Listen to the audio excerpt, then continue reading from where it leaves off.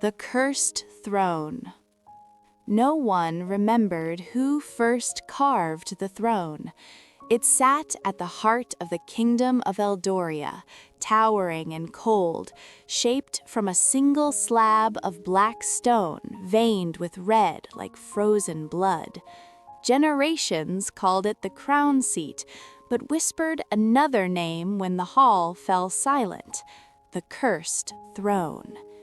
Every king who ruled from it rose with glory and fell with tragedy. Yet power has a way of deafening people to warnings. Story time. Prince Alaric was not born hungry for power. While other princes practiced speeches and swordplay, Alaric slipped beyond the palace walls to sit among farmers, listening to their stories. He helped mend broken fences, laughed with children who had nothing but dust-covered toys, and cried when old men spoke of wars that stole their sons. His mother, Queen Seraphine, used to say, "A true king feels the weight of the people before the weight of the crown." His father, King Aldrin, ruled from the throne with a stiff spine and tired eyes. He was a good man once, but the throne had hollowed him out. Decisions that once cost him sleep became effortless. Mercy slowly felt like weakness. On the night King Aldrin died, the bells tolled without rhythm, as if even the metal mourned. Alaric stood before the throne for the first time, staring at it the way one stares at a grave. "I don't want it," he whispered. The throne did not answer, but the hall grew colder.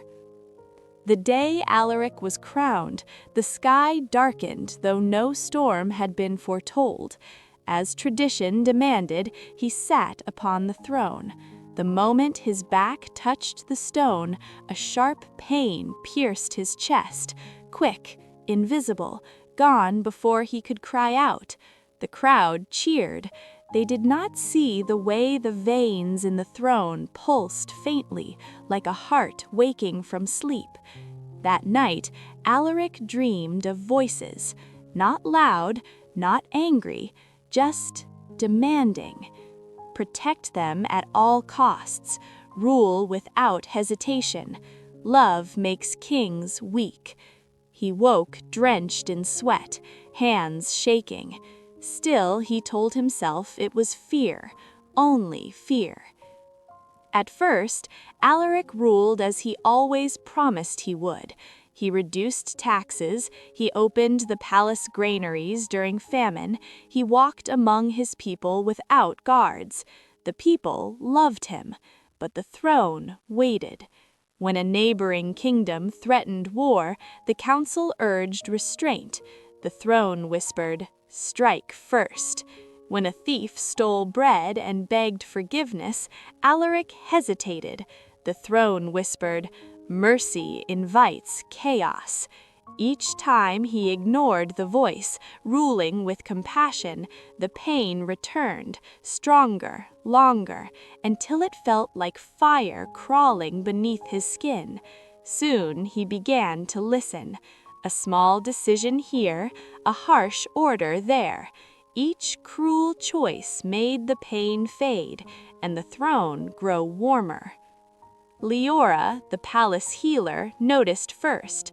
She had known Alaric since childhood, knew the softness in his laugh, the way his eyes once searched faces instead of staring past them. "You're changing," she said one night as she treated a wound on his hand. "I'm becoming a king," he replied, too quickly. "No," she whispered, "you're becoming alone." Alaric clenched his jaw. "I don't understand the weight I carry." "I understand," she said softly. "I just don't want it to crush you." For a moment, the old Alaric surfaced. His shoulders sagged, his voice cracked. "I'm afraid," he admitted. "Every time I sit on that throne, something takes a piece of me." Tears filled Leora's eyes.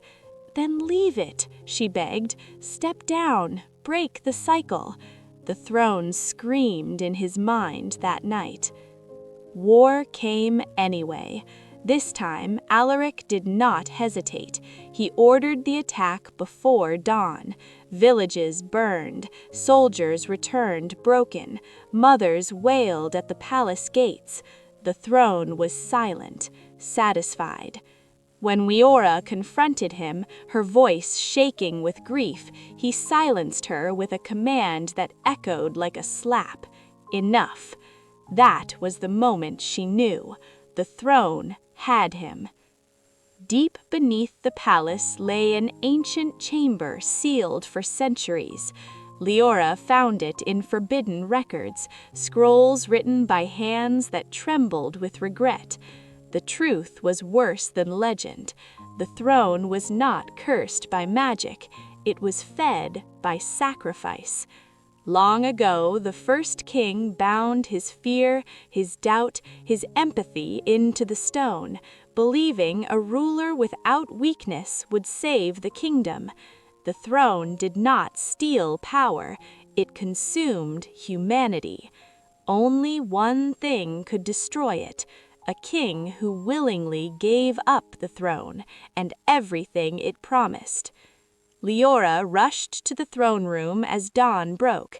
Alaric sat slumped on the seat, eyes hollow, hands stained with invisible blood. "I know how to end it," she said, breathless, "but it will cost you everything." He looked at her, and for the first time in years, really looked. "Will the people be free?" he asked quietly. "Yes." "Even if I'm forgotten?" "Yes." Tears slid down his face.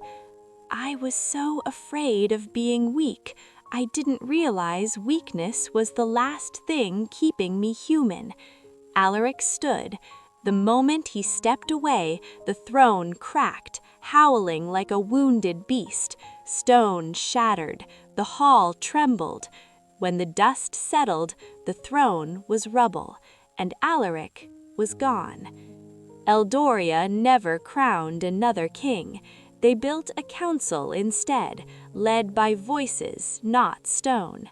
In the palace garden stands a simple plaque, worn smooth by hands and rain. It reads, "Here fell the last king, not to power, but to love." And sometimes when the wind passes through the ruins, people swear they feel warmth, not the warmth of power, but the warmth of a heart finally at rest. Moral lessons from the cursed throne. 1. Power without empathy becomes a curse. Power is not evil on its own, but when it silences compassion, it slowly destroys the soul of the one who holds it. 2.